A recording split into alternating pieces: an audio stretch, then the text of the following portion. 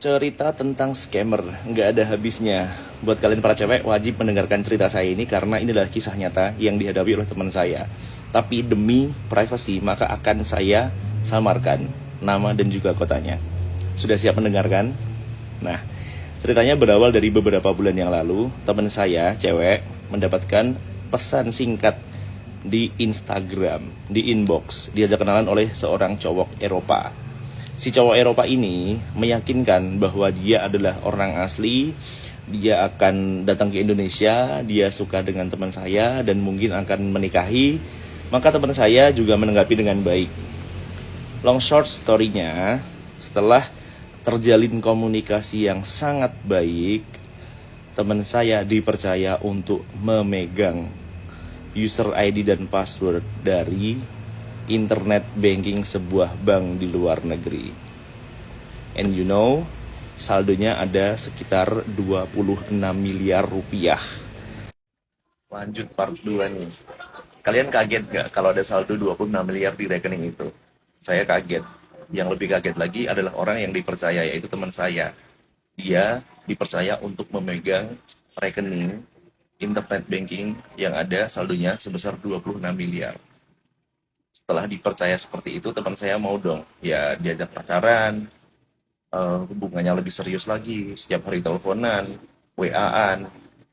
Terus suatu hari si cowok Eropa ini minta tolong sama teman saya, eh, tolong dong saya ditransferin uang ke rekan bisnis saya sebesar 2 miliar gitu kan. Terus sama teman saya dibukainlah internet banking itu melalui laptop kan. Terus ditransferkan dana 2 miliar ke sebuah rekening dan berhasil. Selang 2-3 hari kayak gitu, dia diminta tolong lagi. Tolong dong, aku dikirimin apa? Ditransferin lagi kayak kemarin ke rekan bisnisku yang satu lagi. Ini cuma 1,5 miliar aja gitu kan. Terus teman saya mengikuti perintah, buka internet banking lagi, ditransferlah lagi sejumlah uang 1,5 miliar ke rekening yang rekan bisnis saya yang kedua. Tapi setelah dikirimkan itu ada notifikasi bahwa pengiriman gagal. Terus teman saya telepon si cowok ini. Lalu cowoknya bilang, oh iya, saya juga dapat notifikasi ini katanya gagal karena transaksinya di luar negeri, di Indonesia. Katanya di sini saya dapat notifikasi, saya harus bayar pajak dulu ke bank di Indonesia kayak gitu kan. Pajaknya lumayan ini, ada 100 jutaan kayak gitu. Aduh, gimana ya kalau misalnya aku nggak bayar tuh rekeningnya diblokir.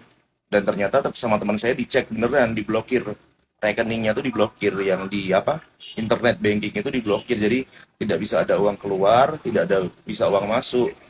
Nah, si cowok ini panik kan, terus minta tolong sama teman saya, aduh saya minta tolong dong, itu penting banget buat bisnis. Tolong dibayarin dulu uang pajaknya 100 juta itu. Nah, tanpa pikir panjang, teman saya membayarkan dulu pajaknya 100 juta, lebih sedikit. Tepatnya kalau nggak salah 120-an lah, 120-an juta. Nah, terus lanjut ke part 3 biar nggak bikin penasaran. Insya Allah saya janji part 3 ini selesai. Jadi kan di komen banyak yang bilang tuh, masa dengan mudahnya transfer miliaran rupiah, emang nggak ada limitnya. Perlu diketahui, karena ceritanya memang belum selesai, jadi tolong didengarkan dulu. Sebagai seorang wanita, yaitu teman saya itu, yang mendapatkan kepercayaan dari seorang laki-laki Eropa yang kaya raya, dia tentu saja gede rasa dong, GR. Karena dia dipercaya untuk memegang rekening dan juga internet banking agar bisa mengatur keuangan dia, si cowok Eropa itu. Selanjutnya, karena teman saya ini setelah dipercaya untuk memegang rekening yang isinya 26 miliar itu, dia juga yakin bahwa dia akan dinikahi, maka dia melakukan pengorbanan, yaitu dia mentransferkan uang 120 jutaan dulu agar dengan maksud, dengan tujuan eh, rekening si cowok ini lewat yang lewat web dia login itu bisa terbuka kembali. Ya, dia masih nggak ada rasa curiga sama sekali dong. Dia curiganya setelah dia cerita ke ayahnya. Jadi ayahnya bilang, Waduh, kamu ditipu nggak tuh? Soalnya kok kamu disuruh transfer uang 100 juta, itu bukan uang yang sedikit loh, kayak gitu. Terus si teman saya ini masih tetap nggak percaya kalau ternyata itu indikasinya ke penipuan gitu loh.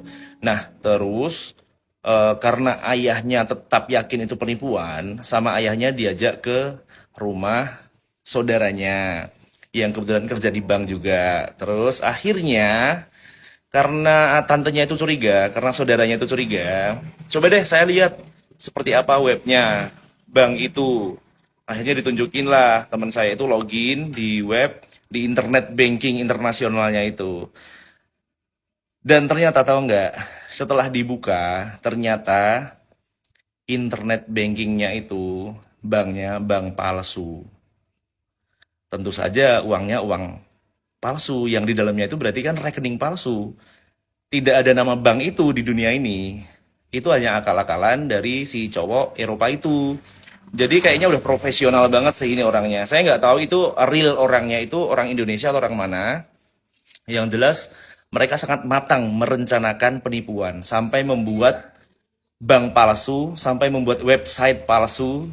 Jadi tolong buat kalian sebarkan video ini, jangan sampai ada wanita atau orang Indonesia dimanapun berada, tolong sebarkan. Jangan sampai ada yang tertipu dengan modus yang seperti ini. Ditipu dengan apa namanya iming-iming saya punya rekening miliaran rupiah. Minta tolong sebarkan.